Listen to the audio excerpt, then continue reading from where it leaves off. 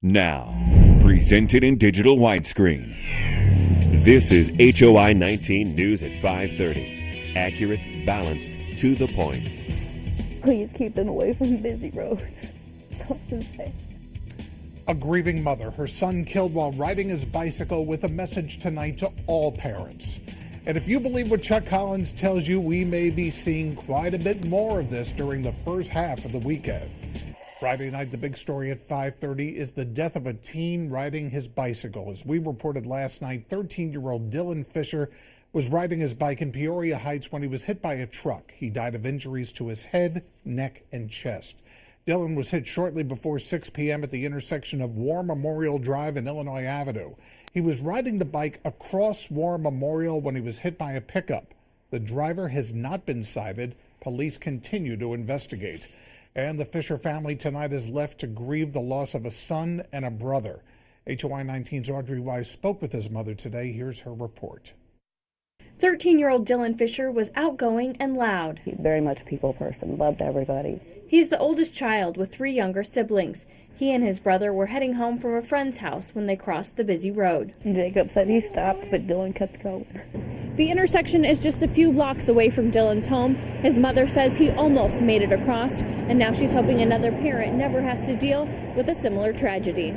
Please keep them away from busy roads. That's all I can say. Watch them closer, because I told them. They know not to go near that street, but they do. The intersection has no lights or crosswalk. The Peoria County coroner says he was wearing dark clothing and wasn't wearing a helmet. The coordinator for Peoria's Bicycle Safety Town says especially this time of year, cyclists need to be extra careful. I can't stress enough for the kids, be more visible, have a light on your bicycle, wear light-colored clothes, have additional reflectors on their bicycle, just anything extra to stay visible to a driver. She also suggests walking a bike across a busy intersection, and drivers need to always be alert because you never know when someone could cross your path. But for Dylan, it's too late, and now his family mourns a life taken too soon. He was just good. He was a good kid. I miss him. I'm Audrey Wise reporting. Dylan Fisher would have turned 14 years of age on November 30th. He attended Mossville Grade School. They had additional staff today to help in his classroom. Auto body shops are no doubt busier after wrecks on icy roads last night. The good news in all this, no major injuries reported. A collision alert issued last night has been canceled, but don't be surprised if it's reinstated sometime in the next 24 hours. Chuck Collins live tonight at Northwoods Mall in Peoria. He has a first look at what's on the way. Chuck.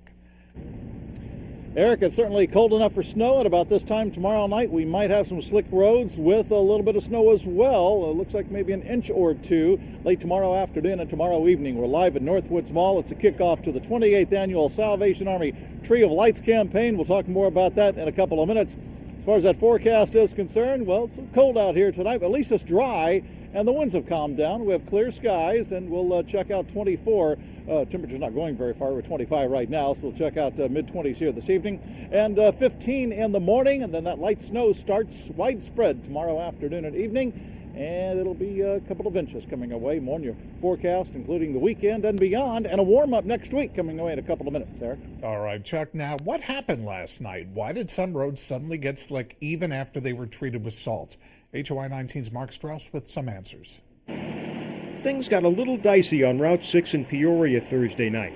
Some melting snow turned a portion of the highway near Knoxville into an ice rink, and a few motorists paid the price. We had a situation where there was some refreezing out there going on last night, and so our crews were out salting and treating the roads. So, you know, the combination of perhaps the early part of the year plus the fact the roads were slick, can lead to some crashes.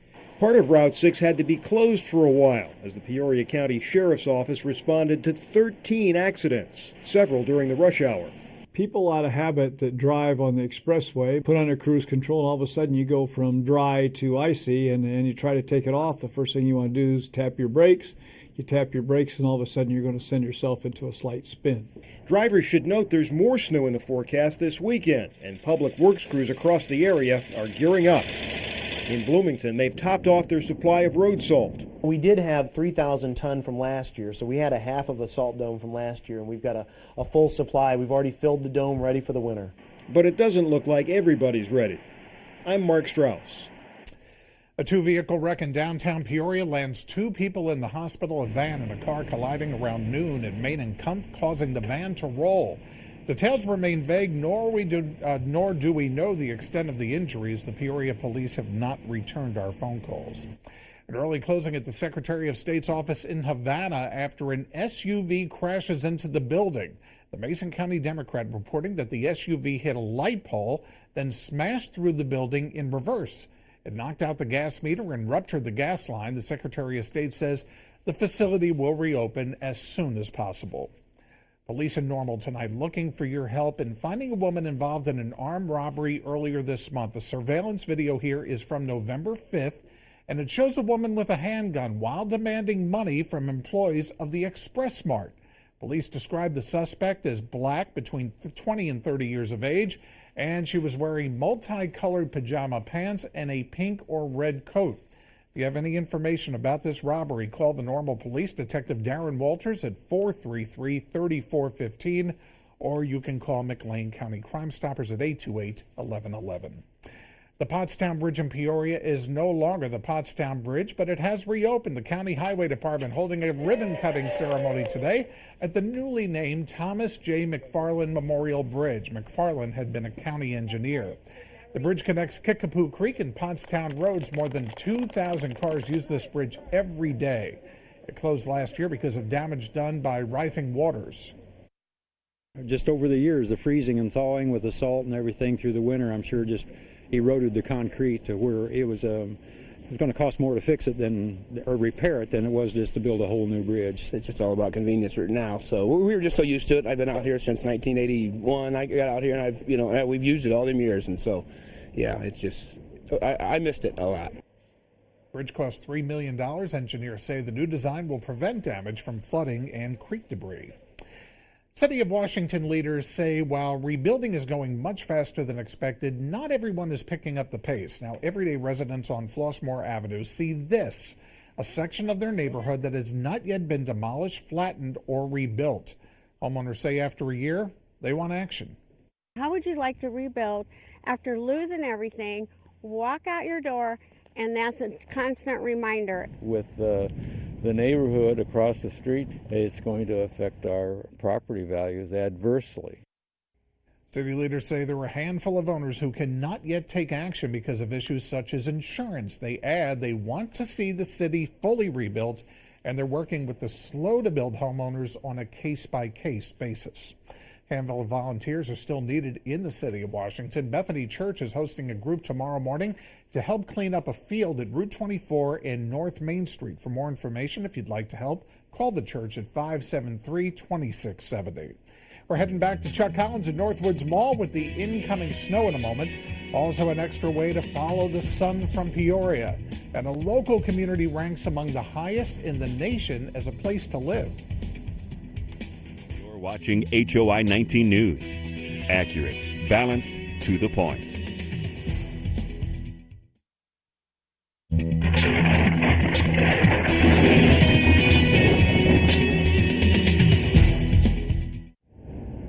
And welcome back, everybody. We're live at Northwoods Mall. Outside the mall in the parking lot, it's a kickoff of the 28th Annual Salvation Army Tree of Lights campaign. Major Kelly Collins, the divisional commander, joins me. And it's that time of year again. We're out on a pretty decent night. The wind and at least it's dry out here. Tell us what's going on out here tonight. Well, we're having our Tree of Lights kickoff, and we're going to announce what our goal is for this year.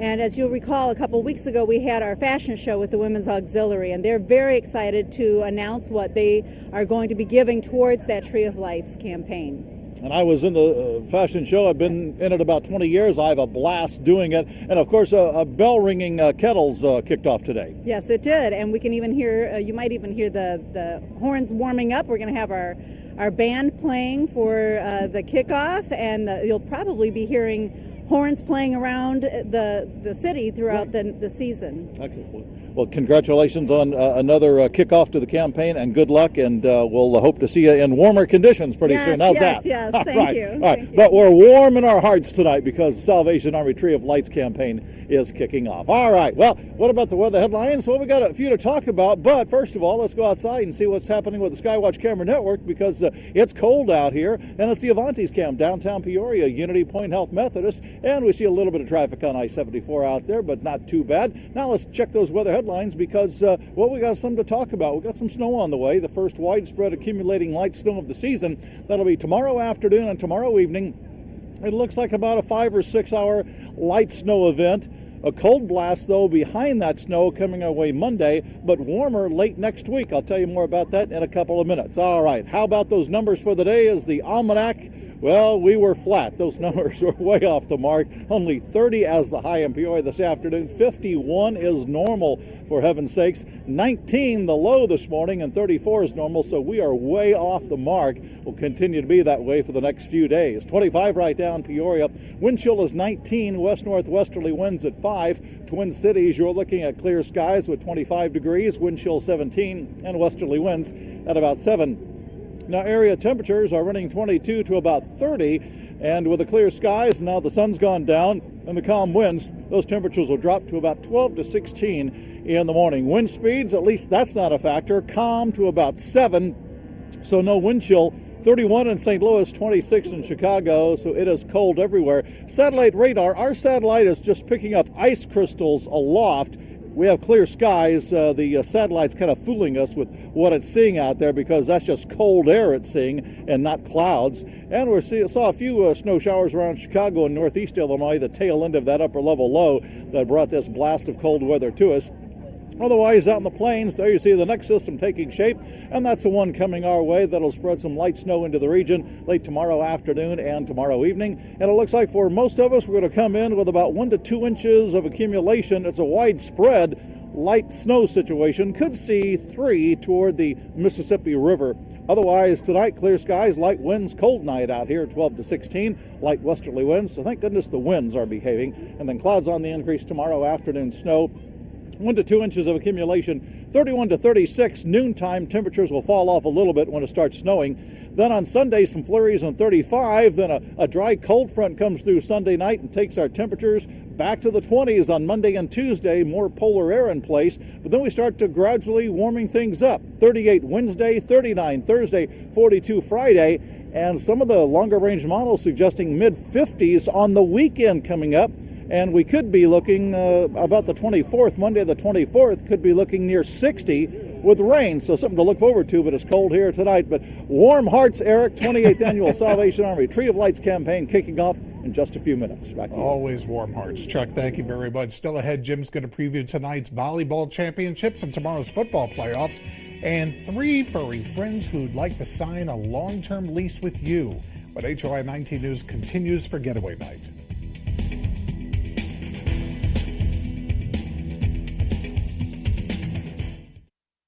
You're watching HOI 19 News. Accurate, balanced, to the point. One more daily opportunity to escape the cold and head to Florida. Allegiant Airlines has added a 5th flight from Peoria to Orlando. More than 150 passengers boarded the inaugural flight this morning.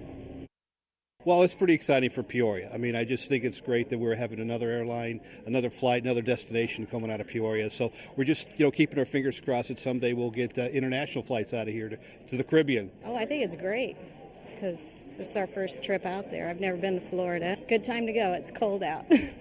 Got that right. The addition of a 5th flight gives Allegiant more flights than any other carrier at Peoria. By the way, Allegiant's also going to add another flight to Florida next week from Bloomington.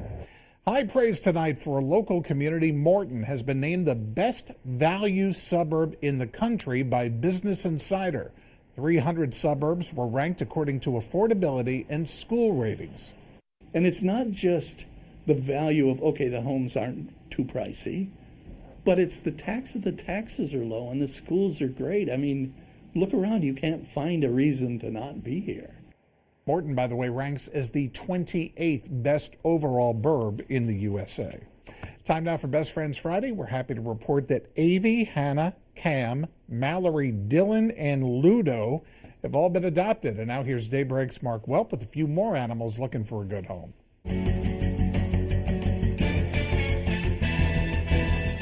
Our cat today is Popcorn. Popcorn is a domestic short-hair Torby mix, 5 months old. Popcorn was brought in on October the 17th because her owners couldn't keep her.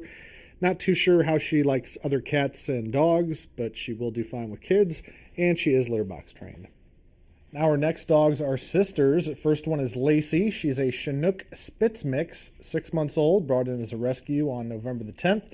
Not sure about cats and dogs, would do fine with kids, and she is still a puppy, so she's not yet housebroken.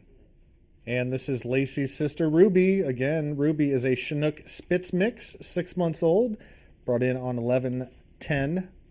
Not sure about cats and dogs. She would do fine with your kids, and she also a puppy, so not yet housebroken. Yeah, I'll give you some attention in just a minute, but you got to look that way. All right, come on by the Taps this weekend. Check out Lacey, Ruby, and all of their friends. All right, if you're interested in adopting Popcorn, Lacey, Ruby, or any other animal, head to CINewsNow.com for more about the animals at the Taps No-Kill Shelter, which is in Pekin. In sports, Jim with full coverage from Redbird Arena as 2 Heart of Illinois teams advance to the state volleyball title match. And he's going to preview tomorrow's round 3 football playoff games, including 2 in Peoria. Next.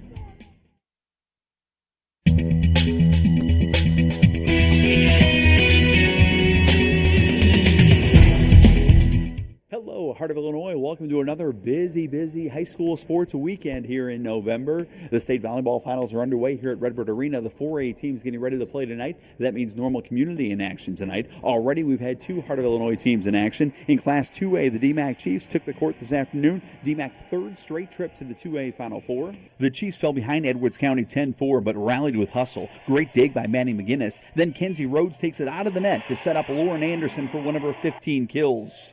Later in the first set, it's Addie Patton with the big swing. DMAC rallied to take that first set by a score of 25-18. Set 2, one of Rhodes' 31 assists, goes outside to Kaylee Cruzy. Cruzy had 8 kills in the match of her life. Then on match point, it's the senior star, Lauren Anderson, hitting the floor with this spike.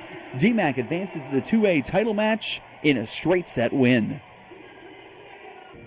In Class 1A, Hartsburg-Emden with 69 students will play for a state title. Adriana Vetter sets up Kaylee Beekman for the kill in their match versus Woodlawn. Hardham got a terrific match from Lexi Strange. She had 8 kills to lead the attack. Hartsburg-Emden advances to the 1A state title. Again, we'll add normal community Class 4A highlights for you coming up tonight. Tomorrow is quarterfinal Saturday in high school football. Here's a playoff preview. In Class 6A, undefeated Peoria Notre Dame hosts one of the state's perennial powers, East St. Louis. Stopping the Athletic Flyers will be a challenge, but Peoria Notre Dame is confident. I mean, I think we're the favored by a touchdown. I'm confident, but in a game like this, in the quarterfinals, if we don't bring our best and they do, we're in trouble. And the kids are excited. I mean, competitors like to compete. In Class 5A, Peoria High hosts the Morris Redskins. Morris poses a tough challenge for the Lions defense. Their quarterback, I'd say, is probably one of their better players. He's a real tough kid. He's a big kid, again, like the Metamora quarterback. Right. No matter what situation we're in, they believe that we can score fast when we need to, and they believe in each other. In Class 4A, Bloomington Central Catholic takes on the back-to-back state champion in Rochester. From the kids' standpoint, they believe in themselves, and we believe in them. So, we haven't been favored yet. So, in that regard, it's always to paint yourself as an underdog is a great thing. In Class 2A, Fieldcrest travels to Clifton Central. They'll try to slow down a powerful Clifton Central running attack. They're a tough team, big team, physical team. They remind me a lot like us, to be honest with you. They want to get the running game going. They have a big physical running back, very athletic quarterback, so stopping the run is going to be a key for us. In Class 1A, Stark County is home again in round 3 of the playoffs. They're hosting a very strong Forreston squad. They held the #1 ranking for quite a bit this year. Very good running team, big up front. Big fullback like 210. Big power running team that you've got to try to keep off the field. They'll try to grind a lot of clock. We'll have full coverage of the high school football playoffs tomorrow and even more highlights on Rewind. Tonight's also tip-off night in college basketball. In Peoria, the Bradley Braves tonight hosting Texas Arlington. Gino Ford's new-look Braves playing for real tonight. It's year 3 for John Gross's Fighting Illini, probably Gross's best team down in Champaign. Illinois opens the season tonight against Georgia Southern. All your college basketball highlights for you tonight on a busy sports final. And again, normal community volleyball highlights as well. The news is coming right back. We are in the Christmas spirit now. The band has arrived. The crowd is gathering. It's a 28th annual Salvation Army Tree of Lights campaign kicking off live at Northwoods Mall. Outside, it's dry, it's cold, but it's not windy. And here's your forecast. We've got light snow coming away late tomorrow afternoon and tomorrow evening, 1 to 2 inches of accumulation. Some flurries on 35 Sunday. Much colder in the 20s Monday and Tuesday, but we gradually start warming things up. Upper 30s middle part of next week. Looks like low, maybe mid 40s. A week from today, Eric, something to look forward to. Back to you. You betcha. Congratulations to these 2 Washington high school students.